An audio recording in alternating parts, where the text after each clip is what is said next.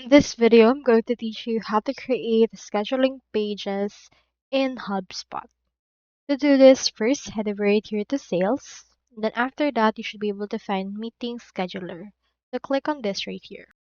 From in here, you can create a scheduling page by clicking onto this Create Scheduling Page option. And then choose right here Scheduling Type. I'll choose Round Robin. Input right here the internal name. I'll just choose right here Round Robin 1. Choose organizer, the event title, location for this or a video conference link, as well as description. Once you're done, click on next. Choose right here the team member, add right here, and we're having here the schedule page link. You can just proceed to create this.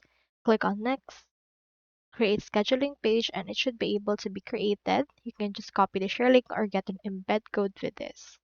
So that's all there is today, and if you haven't subscribed to HubSpot yet, make sure to use your affiliate links given in the video description. Thanks for watching. I will see you in my next video.